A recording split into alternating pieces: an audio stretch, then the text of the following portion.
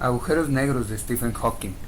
Se dice que la realidad en ocasiones supera la ficción, y esto nunca es más cierto que en el caso de los agujeros negros. Se trata de algo más extraño que cualquier cosa imaginada por los escritores de ciencia ficción, dice Stephen Hawking.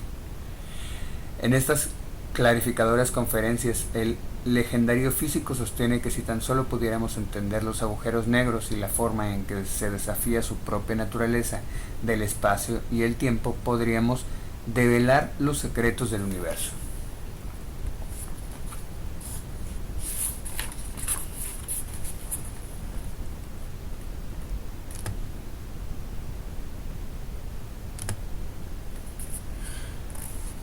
Todo lo que rodea a Stephen Hawking inspira fascinación.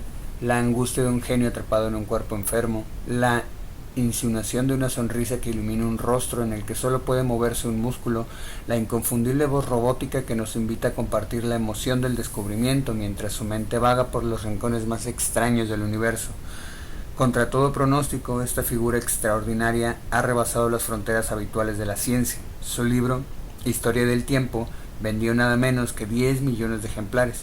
Sus apariciones como estrella invitada en series cómicas, las invitaciones a la Casa Blanca y una película de éxito sobre su vida le han confirmado como una celebridad. Ha conseguido convertirse en el científico más famoso del mundo, nada menos. En los años 60 le dieron 2 años de vida al diagnosticarle una enfermedad de las neuronas motoras, pero más de medio siglo después sigue investigando y escribiendo, viajando y apareciendo con regularidad en los medios de comunicación para explicar este dinamismo extraordinario.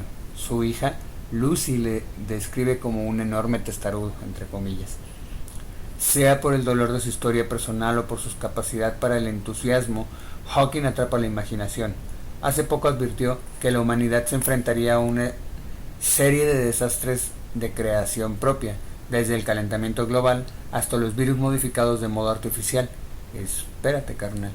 Y el artículo que informaba sobre sus palabras fue el más leído en ese día en la web de la BBC. Es una tremenda ironía que el comunicador de esa talla no pueda mantener una conversación normal para hacerle una entrevista. Hay que mandarle las preguntas con antelación. Hace 2 años su equipo me aconsejó que no intentara charlar con él por el tiempo que le lleva componer las respuestas incluso a las preguntas más breves. Con la emoción que me produjo conocerle, sin embargo, no pude evitar que se me escapara un ¿qué tal estás? Y luego tuve que esperar la respuesta con sentimiento de culpabilidad. Él estaba bien. En su despacho en Cambridge hay un tablón cubierto de ecuaciones, la moneda de cambio de la cosmología. Son unas matemáticas de la clase más exclusiva. La moneda de cambio de la cosmología son unas matemáticas de la clase más exclusiva, pero la contribución más excepcional de Hawking a la investigación científica se basa en aprovechar los enfoques de unas especialidades de apariencias muy diferentes. En la ocasión más célebre, fue el primero en investigar los vastos dominios del espacio utilizando unas técnicas científicas desarrolladas para estudiar las minúsculas partículas del interior del átomo. Sus colegas de este campo terriblemente complejo pueden temer que su trabajo jamás pueda ser inteligible para el público, pero el esfuerzo por alcanzar una audiencia amplia es uno de los distintivos de Hawking. En las conferencias de Reid en la BBC en ese año, ha afrontado el desafío de resumir una vida de descubrimiento sobre los agujeros negros en 2 charlas de 15 minutos. Y para aquellos lectores que se sienten curiosos, pero perplejos o cautivados por la ciencia, pero nerviosos, he añadido unas notas en los puntos clave para intentar echarles una mano, como notas de pie.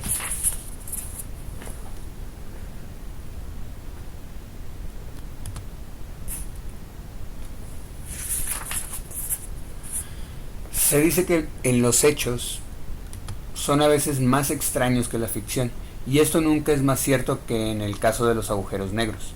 Los agujeros negros son más extraños que cualquier cosa que haya imaginado los escritores de ciencia ficción, pero están establecidos firmemente como hechos científicos.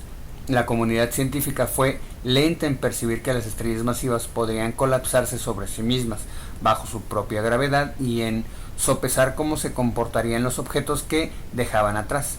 Albert Einstein llegó a escribir un artículo técnico en 1939 que sostenía que las estrellas no podían colapsarse bajo la gravedad, porque la materia no podía comprimirse más allá de cierto punto. Muchos científicos compartieron esta impresión visceral de Einstein.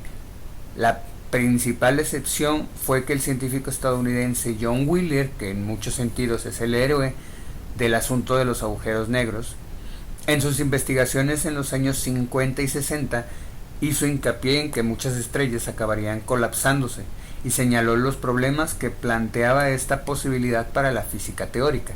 También predijo muchas propiedades de los objetos que se convertirían en las estrellas colapsadas, esto es, de los agujeros negros. Como nota de pie, la expresión agujero negro es bastante simple, pero es difícil imaginar uno ahí afuera en el espacio. Piensa en una alcantarilla gigante en la que el agua cae en movimiento espiral. Cuando algo se desliza por el borde de la alcantarilla, el llamado horizonte de sucesos, y no tiene forma de regresar. Los agujeros negros son tan poderosos incluso la luz resulta tragada, de modo que no podemos verlos en realidad, pero los científicos saben que existen porque desgarran las estrellas que se acercan demasiado a ellos y porque pueden enviar temblores por el espacio. Fue una colisión entre dos agujeros negros hace más de 1.000 millones de años lo que disparó las llamadas ondas gravitatorias, cuya reciente detección ha sido un logro científico de enorme importancia. Durante la mayor parte de la vida de una estrella normal, a lo largo de muchos miles de millones de años, la estrella soporta su propia gravedad gracias a la presión térmica causada por los procesos nucleares que convierten el hidrógeno en helio. Como nota de página, la NASA describe las estrellas como una especie de ollas de presión. La fuerza explosiva de la fusión nuclear dentro de ellas crea la presión hacia afuera, porque es contenida por la gravedad que tira de todo hacia adentro. Al final, sin embargo, la estrella agotará todo su combustible nuclear. Ahora se contraerá. En algunos casos puede ser capaz de mantenerse como una estrella enana blanca. Sin embargo, Subrahman Chandrasekhar mostró en 1930 que la masa máxima de una estrella enana blanca era de unas 1.4 veces la del Sol. El físico soviético Lev Landau calculó una masa máxima similar para una estrella hecha enteramente de neutrones. Como nota de página, las enanas blancas y las estrellas de neutrones son antiguos soles que se han quemado todo su combustible. Al carecer de una fuerza que trabaje para inflarlas, nada puede evitar que su tirón gravitatorio las encoja y se han convertido en uno de los objetos más densos del universo. Pero en la clasificación de las estrellas, estas son relativamente pequeñas y esto implica que carecen de la fuerza gravitatoria suficiente para colapsar por completo. Por eso, lo que más interesa a Stephen Hawking y otros es lo que les pasa a las mayores estrellas cuando alcanzan el final de su vida. Entonces, ¿cuál sería el destino de las innumerables estrellas con una masa mayor que una enana blanca o una estrella de neutrones cuando han agotado todo su combustible nuclear? El problema fue investigado por Robert Oppenheimer, que se hizo famoso más tarde por la bomba atómica, en un par de artículos en 1939 con George Volkov y Hartland Sayer. Mostró que una estrella así no podría mantenerse por presión hacia afuera y que si saca la presión del cálculo, una estrella uniforme con simetría esférica se contraería hasta un solo punto de densidad infinita. Ese punto se llama singularidad. Como nota de página, una singularidad es lo que obtienes cuando una estrella gigante se comprime hasta un punto inimaginablemente pequeño. Este concepto ha sido un tema decisivo de la carrera de Stephen Hawking. No solo se refiere al final de una estrella, sino también a una idea mucho más fundamental sobre el punto de partida para la formación del universo entero. Fue el trabajo matemático sobre esto lo que procuró a Hawking el reconocimiento mundial. Todas nuestras teorías sobre el espacio formulan bajo la suposición de que el espacio-tiempo es liso y casi plano, de modo que todo todas se deshacen en la singularidad, donde la curvatura del espacio-tiempo es infinita. De hecho, la singularidad marca el final del propio tiempo. Esto es lo que Einstein encontraba tan inaceptable. Nota de página. La teoría de la relatividad general de Einstein dice que los objetos distorsionan el espacio-tiempo que les rodea. Imagina una bola de petanca sobre una cama elástica, o sea, una bola de boliche sobre una cama elástica, que cambia la forma del material y hace que los objetos más pequeños se deslicen hacia ella. Así es como se explica el efecto de la gravedad, pero si las curvas del espacio-tiempo se hacen más y más profundas y en último término infinitas, las reglas habituales del espacio-tiempo dejan de aplicarse. Entonces llegó la Segunda Guerra Mundial. La mayoría de los científicos, incluido Robert Oppenheimer, volvieron su atención a la física nuclear y el asunto del colapso gravitatorio quedó más bien olvidado. El interés en el tema se reavivó con el descubrimiento de unos objetos distantes llamados cuásares. Nota de página. Los cuásares son los objetos más brillantes del universo y tal vez los más lejanos que se han detectado hasta ahora. Su nombre es una abreviatura de fuentes de radio cuasiestelares y se cree que son discos de materia que giran alrededor de agujeros negros. El primer cuásar, el 3C273, se descubrió en 1963. Pronto se descubrieron muchos otros cuásares. Eran brillantes, pese a estar muy lejanos. Los procesos nucleares no podían explicar su producción de energía porque solo se libera una minúscula fracción de su masa en reposo como energía pura. La única alternativa era la energía gravitatoria, liberada por el colapso gravitatorio, así que el colapso gravitatorio de las estrellas habían sido redescubierto. Para entonces ya estaba claro que una estrella esférica uniforme se contraería hasta un punto de densidad infinita, una singularidad. Las ecuaciones de Einstein no funcionan en una singularidad. Esto implica que en ese punto de densidad infinita no se puede predecir el futuro, lo que significa que a su vez que algo extraño puede ocurrir cada vez que se colapsa una estrella. No nos afectaría que fallara la predicción si las singularidades estuvieran desnudas, es decir, que no estuvieran blindadas del exterior. Nota de pie. Una singularidad desnuda, entre comillas, es una situación teórica en la que una estrella se colapsa, pero no se forma un horizonte de sucesos a su alrededor, o sea, no hay una fuerza que jale los objetos alrededor, de modo que la singularidad sería visible. Cuando John Wheeler introdujo el término agujero negro en 1967, sustituyó la denominación anterior que era estrella congelada, entre comillas estrella congelada. El término acuñado por Wheeler subrayaba que los restos de las estrellas colapsadas tienen interés por sí mismos, con independencia de cómo se formaron. El nuevo nombre cuajó enseguida, sugería algo oscuro, misterioso, pero los franceses al ser franceses vieron ahí un significado más subido de tono. Se resistieron durante años al término tout no, aduciendo que era obsceno, pero que aquello fuera algo así como tratar de resistirse a decirle weekend o a cualquier otra invención del Franglish. Al final tuvieron que rendirse. ¿Quién puede oponerse a un nombre tan ganador? Desde afuera no puedes decir que hay dentro de un agujero negro. Puedes tirar televisiones, anillos de diamantes e incluso a tus peores enemigos a un agujero negro, y todo lo que el agujero negro recordará es la masa total, el estado de rotación y la carga eléctrica. John Wheeler es conocido por expresar el principio como un agujero negro no tiene pelo. Para los franceses esto no hizo más que confirmar sus sospechas. Sí, también. Un agujero negro tiene una frontera llamada el horizonte de sucesos. Ahí es donde la gravedad tiene la fuerza justa para arrastrar la luz de vuelta e impedir que se escape. Como nada puede viajar más deprisa que la luz, cualquier otra cosa sería también arrastrada hacia adentro. Atravesar el horizonte de sucesos es algo así como llegar a una canoa a las cataratas del Niágara. Mientras estés río arriba de la canoa, puedes salvarte si remas lo bastante deprisa, pero en cuanto llegas al borde, estás perdido. no hay forma de volver. A medida que te acercas a las cataratas, la corriente se hace más rápida. Esto implica que tira más de la parte delantera de la canoa que su parte trasera. Existe el riesgo que la canoa se parta en dos. Lo mismo ocurre con los agujeros negros. Si caes dentro de un agujero negro con los pies por delante, la gravedad tirará más de tus pies que de tu cabeza, por lo que los pies estarán más cerca del agujero negro.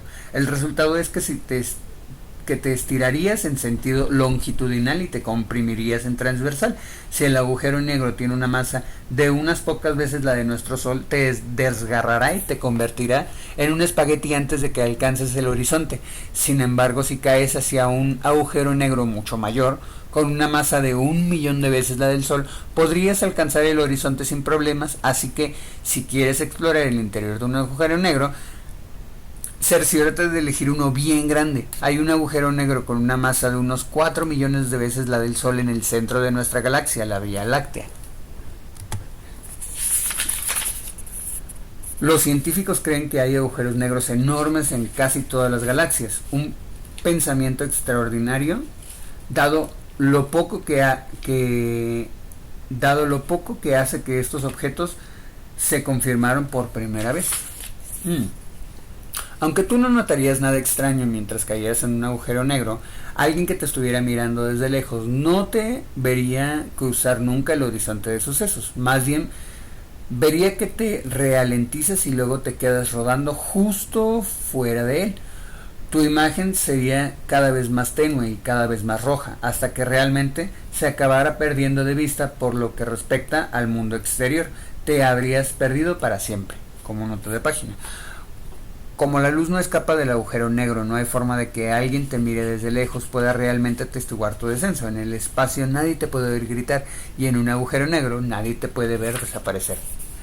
Un descubrimiento matemático en 1970 nos trajo un avance drástico en nuestro entendimiento de este fenómeno misterioso. Se trata de una superficie del horizonte de sucesos. La zona fronteriza alrededor de un agujero negro tiene la propiedad de que se incrementa siempre que cae materia o radiación adicional en el agujero negro.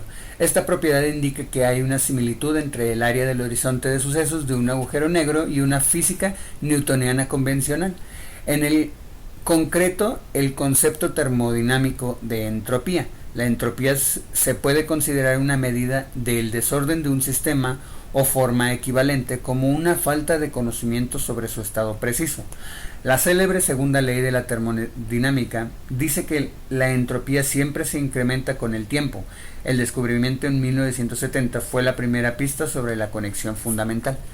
Nota de página. La entropía significa la tendencia que tiene cualquier cosa ordenada a hacerse más desordenada con el paso del tiempo. Así, por ejemplo, unos ladrillos apilados con esmero para formar una pared con baja entropía acabaría tarde o temprano convirtiéndose en un descuidado montón de polvo que tiene alta entropía, y este proceso se describe por la segunda ley de la termodinámica. Aunque la existencia de una conexión entre la entropía y el área del horizonte de sucesos quedó clara, no nos resulta evidentemente cómo el área se podría identificar con la entropía del propio agujero negro. Repito, aunque la existencia de una conexión entre la entropía y el área del horizonte de sucesos quedó clara, no nos resulta... explico a lo mejor yo. La existencia de una conexión entre la entropía, o sea, desordenar, y el área del horizonte de sucesos, o sea, el área alrededor de un agujero negro, el agua que va jalando hacia el fondo de la coladera, quedó clara porque pues alguien que está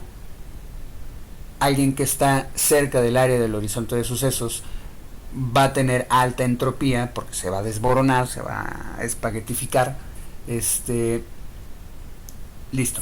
Aunque la existencia de una conexión entre la entropía y el área de horizonte de sucesos quedó clara, no nos resulta evidente cómo el área se podría identificar con la entropía del propio agujero negro. ¿Qué quería decir la entropía de un agujero negro? La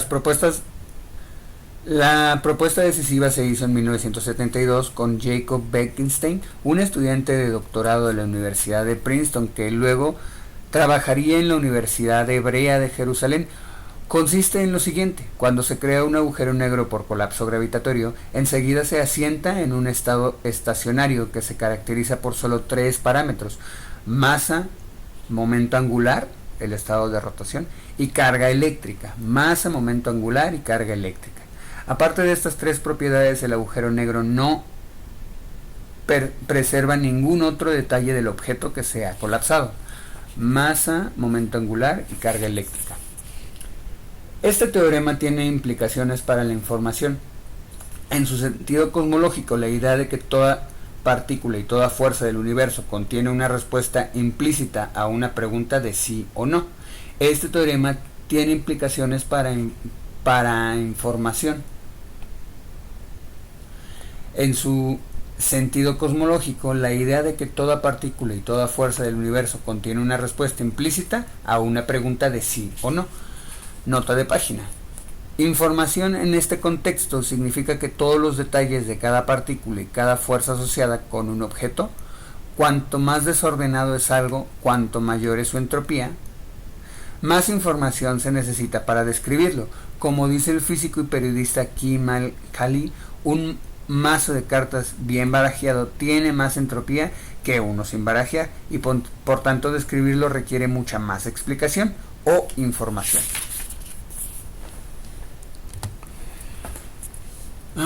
El teorema de Bekenstein implica que se pierde una gran cantidad de información en un colapso gravitatorio. Por ejemplo, el estado final del agujero negro es independiente de si el cuerpo que ha colapsado estaba compuesto de materia o de antimateria, o de si era esférico o tenía forma muy irregular. En otras palabras, un agujero negro de cierta masa, momento angular y carga eléctrica se podría haber formado por el colapso de cualquiera de las muchas configuraciones de distintas de materia, lo que incluye a cualquiera de los muchos tipos distintos de estrellas. De hecho, si dejamos de lado los efectos cuánticos, el número de posibles configuraciones serían infinitas, puesto que el agujero negro se podría haber formado por el colapso de una nube que contuviera un número indefinidamente grande de partículas, o tuviera una masa indefinidamente pequeña. Pero ¿podría el número de configuraciones ser realmente infinito? Aquí es donde los efectos cuánticos entran en escena. El principio de la incertidumbre de la mecánica cuántica implica que solo las partículas con la longitud de onda menor de la del propio agujero negro pueden formar un agujero negro. Esto significa que el intervalo de posibles longitudes de onda está limitado y no puede ser infinito. Como nota de página, el principio de incertidumbre, concebido por el célebre físico alemán Werner Heisenberg en los años 20, afirma que nunca podremos localizar ni predecir la posición exacta de las partículas más pequeñas, así que en la llamada escala cuántica hay un carácter borroso en la naturaleza, muy distinto del universo ordenado con precisión que describió Isaac Newton. Parece entonces que el número de configuraciones que podría formar un agujero negro de cierta masa, momento angular y carga eléctrica, aunque muy grande, es finito. Jacob Bekenstein propuso que a partir de este número finito se puede deducir la entropía de un agujero negro. Esto sería una medida de la cantidad de información que se ha perdido de manera irreparable durante el colapso que creó el agujero negro. El fallo de apariencia fatal de una propuesta de Bekenstein era que si un agujero negro tiene una entropía finita que es proporcional al área de su horizonte de sucesos, debería de tener también una temperatura finita, que sería proporcional a la gravedad de su superficie. Esto implica que un agujero negro puede estar en equilibrio respecto a la radiación térmica, a alguna temperatura distinta de cero, pero ese equilibrio es imposible, según los conceptos clásicos, puesto que el agujero negro absorbería cualquier radiación térmica que cayera en él, mientras que por definición no podría emitir nada a cambio. No puede emitir nada, no puede emitir calor. Si la información se pierde, como parece que ocurre en un agujero negro, tendría que liberarse algo de energía, pero eso entra en conflicto con la teoría de que nada sale de un agujero negro. Repito, si la información se pierde, si algo que cae en un agujero negro se pierde, como parece que ocurre en un agujero negro, tendría que liberarse algo de energía. Pero eso entra en conflicto con la teoría de que nada sale de un agujero negro. Eso es una paradoja y volveré a ella en una próxima conferencia cuando exploremos de qué forma los agujeros negros desafían el principio más básico sobre la predictibilidad del universo y la certeza de la historia, y nos preguntaremos qué ocurriría si nos tragara uno. Como nota de página, Stephen Hawking nos ha guiado en un viaje científico desde la afirmación de Einstein que las estrellas no pueden colapsarse a través de la aceptación de que los agujeros negros son reales, hasta una colisión de teorías sobre la naturaleza y la función de estos objetos extraños. Los agujeros negros no son tan negros como lo pintan.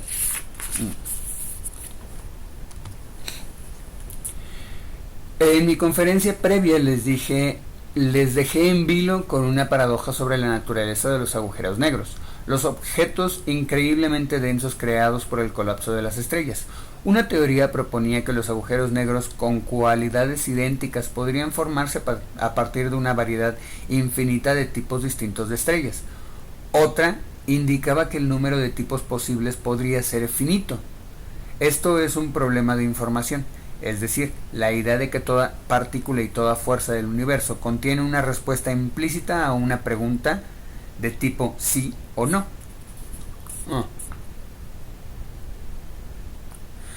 Puesto que los agujeros negros no tienen pelo, entre comillas, como lo expresó John Wheeler, no se puede decir desde fuera lo que hay dentro de ellos. Aparte de su masa y su estado de rotación y su carga eléctrica, esto significa que un agujero negro contiene mucha información que se oculta al mundo exterior. Si la cantidad de información escondida en su interior depende del tamaño del agujero, cabría esperar que a partir de principios generales que éste tuviera una temperatura y que brillara como un trozo de metal al rojo vivo. Pero esto era imposible, porque como sabía todo el mundo, nada podía salir de un agujero negro, o eso se pensaba. Esta paradoja persistió hasta principios de 1974, cuando yo estaba investigando cuál sería el comportamiento de la materia en la vecindad de un agujero negro, según la mecánica cuántica.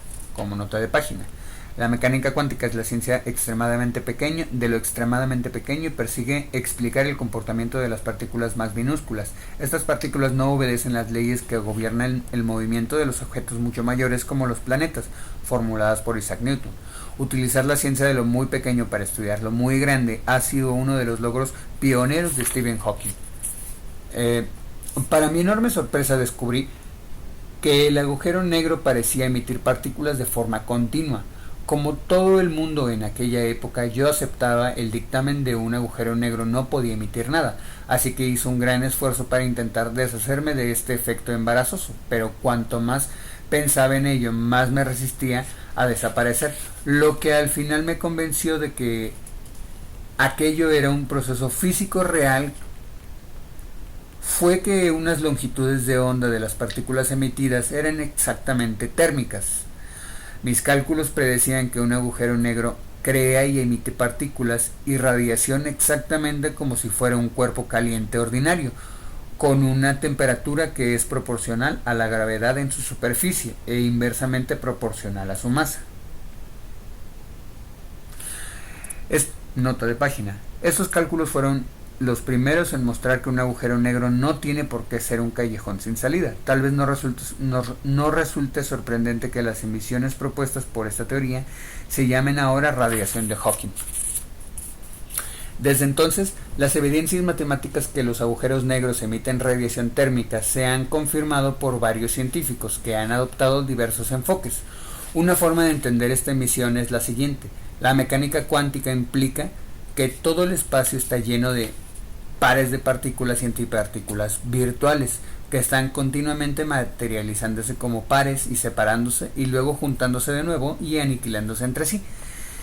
Este concepto, nota de página. Este concepto gira sobre la idea de que el vacío nunca está vacío del todo, según el principio de incertidumbre de la mecánica cuántica. Siempre existe la posibilidad de que se creen partículas por más que su existencia sea muy breve, y esto siempre implica pares de partículas con características opuestas que aparecen y desaparecen. esas partículas se llaman virtuales porque, a diferencia de las partículas reales, no pueden observarse directamente como con un detector de partículas. Sus efectos indirectos, sin embargo, sí pueden medirse y su existencia se ha confirmado por un pequeño desplazamiento llamado efecto Lamb, que producen en este nivel de energía del espectro luminoso emitido por los átomos de hidrógeno excitados. Hasta ahí bien, pero en presencia de un agujero negro, un miembro del par virtual puede caer en el agujero, lo que deja a otro miembro sin la pareja necesaria para la aniquilación mutua. La partícula o antipartícula abandonada puede caer también al agujero negro y después su pareja, pero también pueden escapar al infinito, donde parecerá ser radiación emitida por el agujero negro. A ver, ok, nota de página. La clave aquí es que la formación y desaparición de estas partículas pasan normalmente inadvertidas, pero si el proceso ocurre justo en el borde de un agujero negro, un miembro del par puede ser arrastrado al interior mientras que el otro no. Las partículas que escapan parecería entonces como si hubieran sido escupidas por el agujero negro. Ok, va.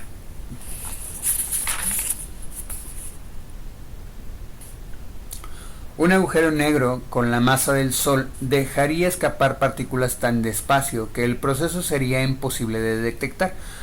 Puede haber, sin embargo, mini agujeros negros mucho más pequeños con la masa de, por ejemplo, una montaña, o un agujero negro con una masa emitirá rayos X y rayos gamma a una tasa de unos 10 millones de megavatios, lo suficiente para satisfacer una demanda de energía eléctrica del planeta entero.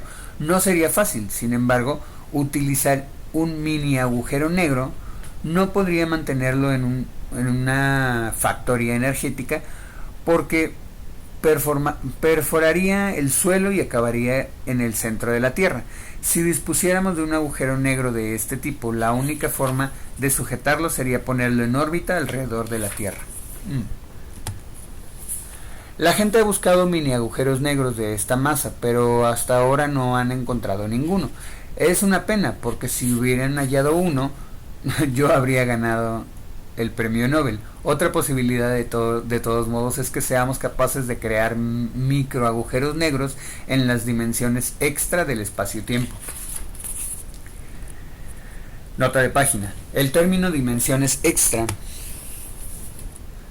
se refiere a algo que está más allá de las dimensiones con las que todos estamos familiarizados en nuestra vida cotidiana. Junto a la cuarta dimensión del tiempo, la idea surgió como parte de un esfuerzo para explicar por qué la gravedad es mucho más débil que otras fuerzas como el electromagnetismo. Puede que la gravedad tenga que funcionar también en dimensiones paralelas. Según algunas teorías, el universo que experimentamos no es más que una superficie tetradimensional. En un espacio de 10 u 11 dimensiones, la película Interestelar da una idea del aspecto que tendría esto. No veríamos esas dimensiones extra porque la luz no se propagaría a través de ellas, sino solo a través de las 4 dimensiones de nuestro universo. La gravedad, sin embargo, afectaría a las dimensiones extra y sería mucho más fuerte allí que en nuestro universo. Esto simplificaría mucho la posibilidad de que se formara un pequeño agujero negro en las dimensiones extra. Tal vez sea posible observar esto en el Gran Colisionador de Hadrones del CERN, en Suiza. Consiste en un túnel circular con un perímetro de 27 kilómetros. 2 haces de partículas viajan por el túnel en sentidos opuestos y se les hace colisionar. Alguna de estas colisiones podría crear microagujeros negros. Estos objetos irradiarían partículas con un patrón que sería fácil de reconocer. Así podrían darme el premio Nobel después de todo.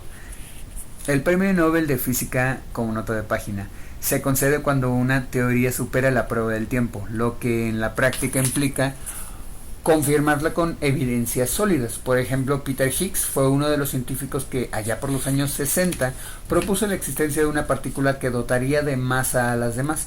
Casi 50 años después, 2 detectores distintos del Gran Colisionador de Hadrones captaron signos de lo que habría llegado a conocer como el bosón de Higgs. Fue un triunfo de la ciencia y la ingeniería, de una teoría brillante y de una evidencia lograda con mucho esfuerzo. Como resultado, Peter Higgs y Francois Elbert, un científico belga, describieron el galardón conjuntamente. Hasta ahora no se ha encontrado ninguna prueba física de la radiación de Hawking, y algunos científicos piensan que va a ser demasiado difícil detectarla.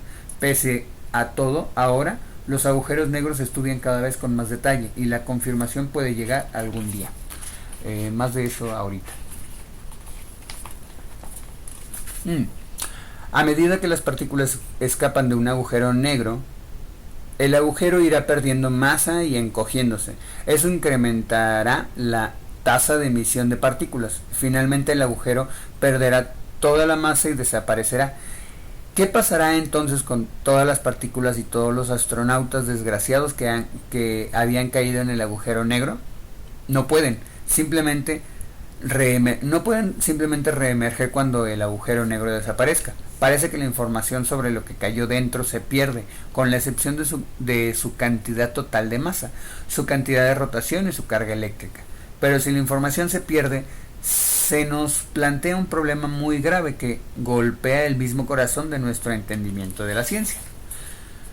Durante más de 200 años hemos crecido en el determinismo científico, es decir, que las leyes de la ciencia determinan la evolución del universo.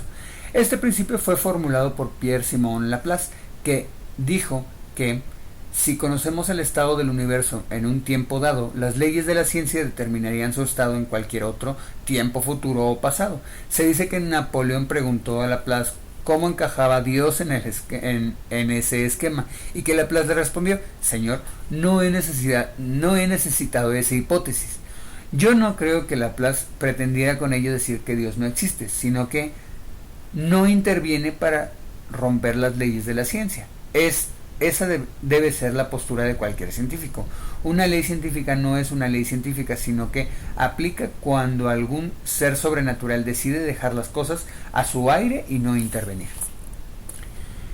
En el determinismo de Laplace, había que conocer las posiciones y velocidades de todas las partículas al mismo tiempo para poder predecir el futuro, pero también debemos tener en cuenta el principio de incertidumbre articulado por Heisenberg en 1923, que yace en el corazón de la mecánica cuántica.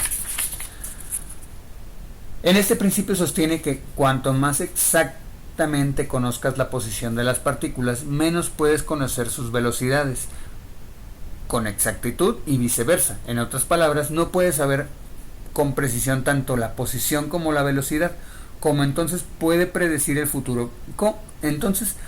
¿Cómo puedes predecir el futuro con precisión? La respuesta es que aunque no se pueda predecir las posiciones y las velocidades por separado, sí se pueden predecir el llamado estado cuántico. A partir de esto se puede calcular tanto las posiciones como las velocidades con cierto grado de precisión. Todavía esperaríamos que el universo fuera determinista, en el sentido de que si supiéramos este estado cuántico del universo en un tiempo dado, las leyes de la ciencia nos deberían permitir predecirlo a cualquier otro tiempo. Lo que empezó como una explicación de lo que pasa en un horizonte de sucesos se ha profundizado como una exploración de alguno de los temas filosóficos más importantes de la ciencia. Desde el mundo visto como un mecanismo de relojería de Isaac Newton, las leyes de Laplace y de ahí las incertidumbres de Heisenberg, y de estos puntos en que surgen desafíos a estos principios por los misterios de los agujeros negros. En esencia, mientras que según la teoría de la relatividad general de Einstein, la información que entra en un agujero negro se destruye, la teoría cuántica dice que no puede descomponerse.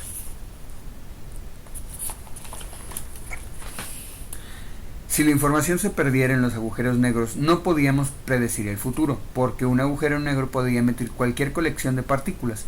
Podría emitir un televisor que funcionara, o un volumen encuadernado en cuero de las obras completas de Shakespeare. Aunque la probabilidad de estas emisiones exóticas es muy pequeña, puede parecer como poco importante que no podamos predecir lo que sale de los agujeros negros. No hay agujeros negros cerca de nosotros, pero es una cuestión de principios.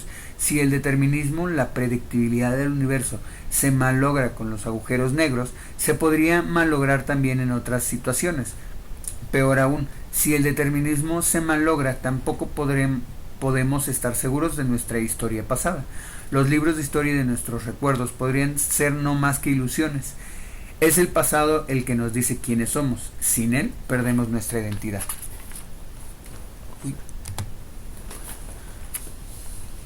Era por tanto muy importante determinar si la información realmente se pierde en los agujeros negros o si en principio podría recobrarse. Muchos científicos tenían la sensación de que la información no debía de perderse, pero ninguno pudo proponer un mecanismo por el que pudiera preservarse. La discusión siguió durante años. Al final yo encontré lo que creo que es la respuesta.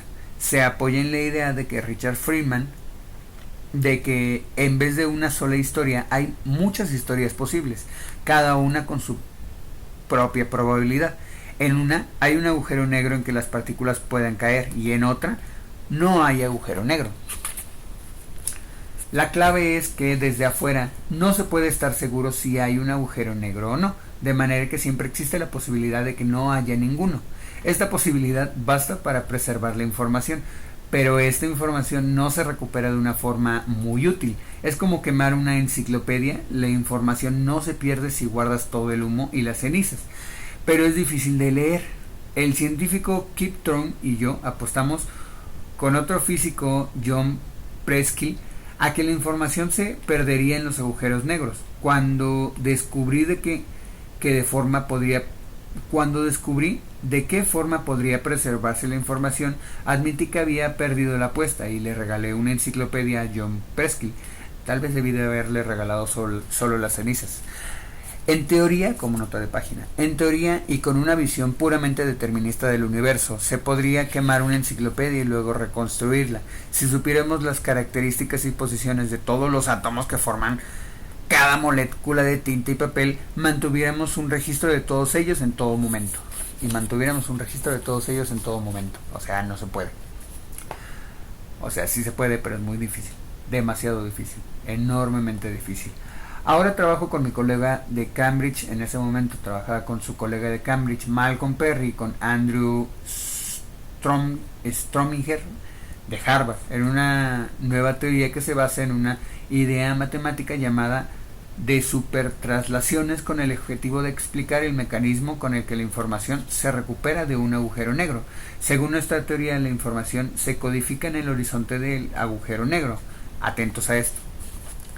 Como nota de página, desde que se grabaron las conferencias de Reich, el profesor Hawking y sus colegas han publicado un artículo técnico que presenta un argumento matemático a favor de que la información puede almacenarse en el horizonte de sucesos. La teoría se basa en que la información se transforma en un holograma bidimensional por un proceso conocido como supertraslación. El artículo titulado Pelo suave en los agujeros negros ofrece un vistazo muy revelador al lenguaje esotérico de este campo, como muestra el sumario que se reproduce al final de esta conferencia y al desafío que se enfrentan los científicos al tratar de explicarlo.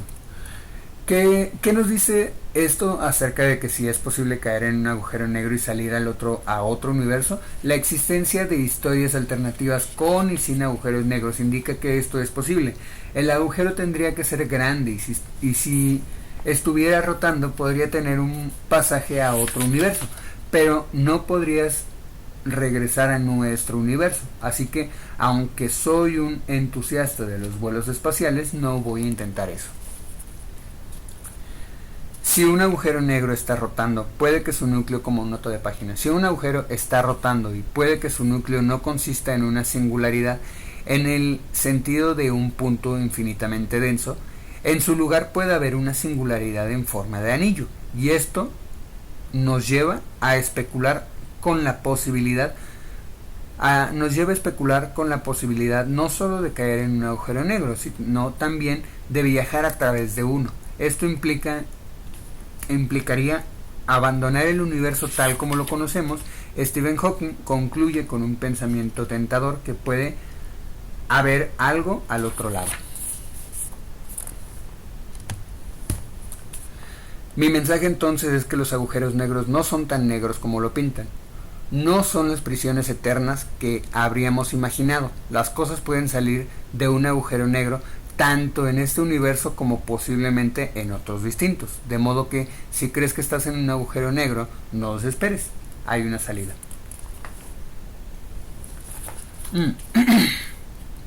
Este fue el libro Agujeros Negros de Stephen Hawking.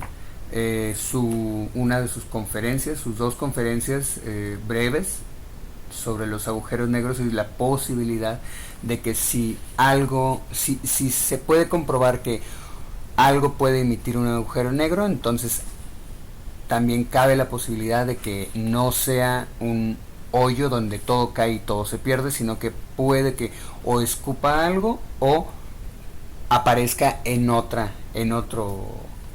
plano. Está bastante interesante y entenderlo a fondo sería como un reto un poquito más grande. Ahorita nada más es como la pura información. Tómenla, déjenla, investiguen. Hay dos